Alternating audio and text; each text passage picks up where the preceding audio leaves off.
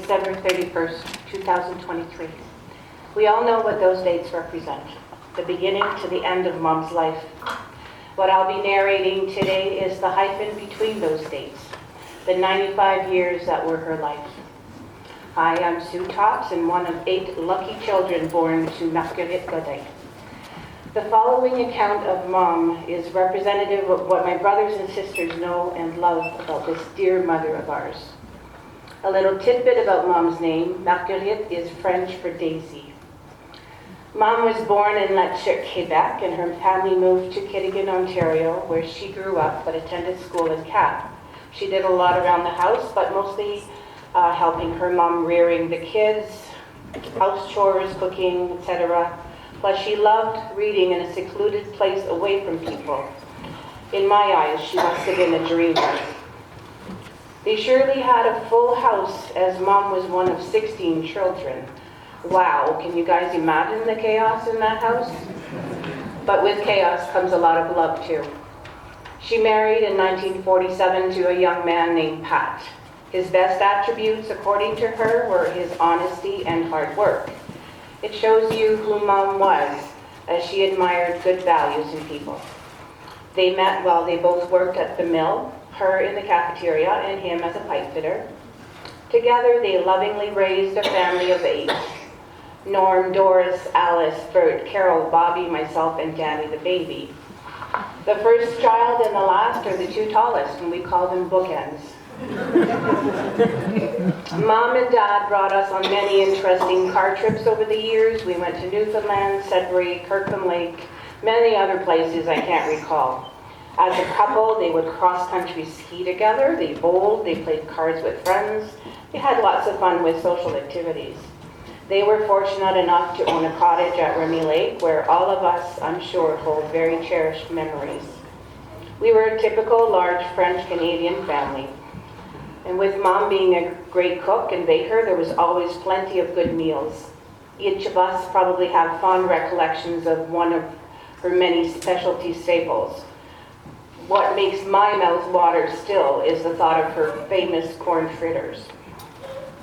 As a family, we laughed and we cried, we fought, we made up. We had bumps and bruises. Speaking for us all 8 kids, we did feel very secure and loved, and grew up with very important family values. Pat gave his life to the Lord in May of 1983 and passed on to heaven in September of the same year. Mom often mentioned how wonderful it was to be with a saved man, and she wished she could have shared her new mutual love of God for many more years, as she herself had found the Lord in 1982. A woman of faith she truly was.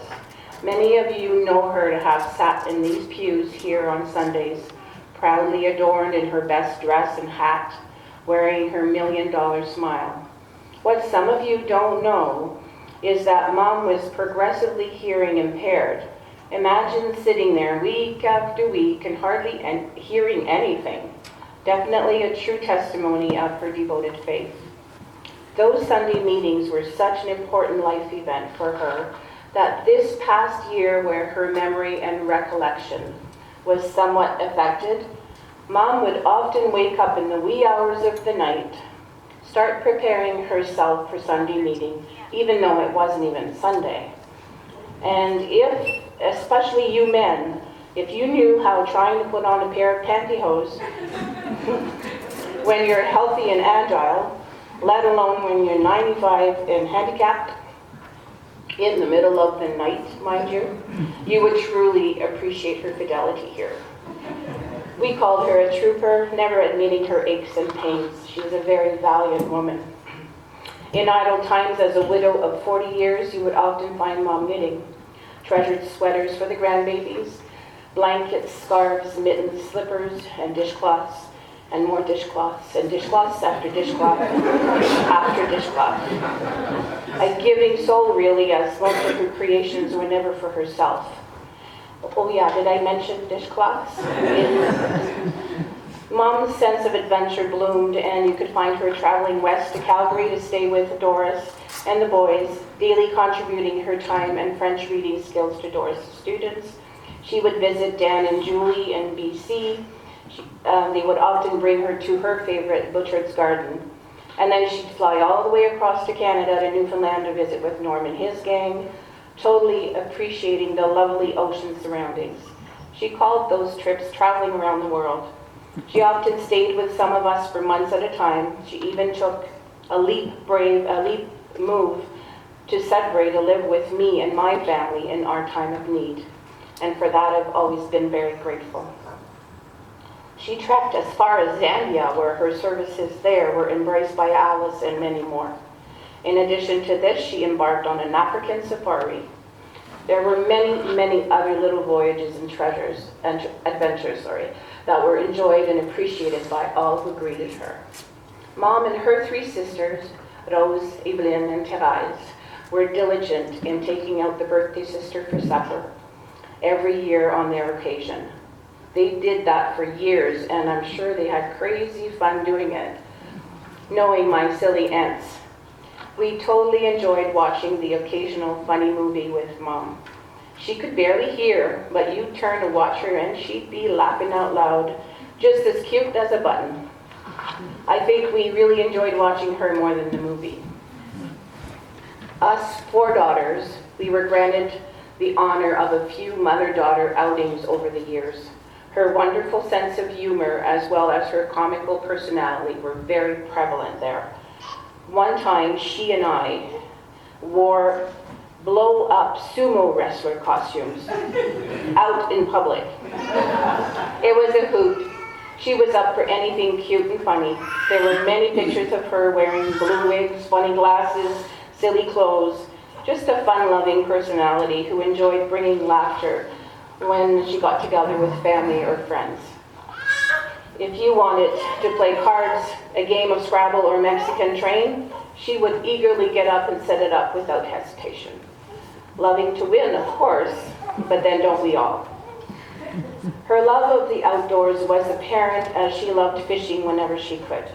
Bobby had a great experience with her where she even managed to catch her own fish. She loved going to the lake when the occasion came up. I think her and dad even did some partridge hunting as a young couple, but I doubt that she ever shot one herself. Had you had a chance to go to a restaurant with Mom over the years, you could always count on her to order grilled cheese and soup. She was not fond of meat until a new tradition was started last year. It was Wednesday night ribs at Chuck's Roadhouse. A free plug here of advertising for Chuck's, by the way.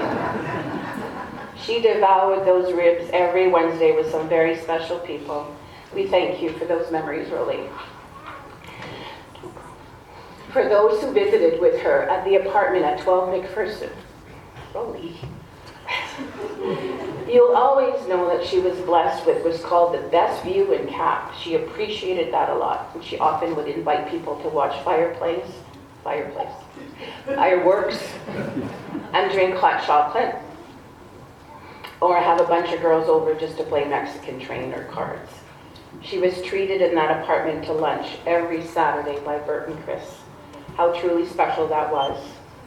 I hate to use comparison of my mom to an elephant,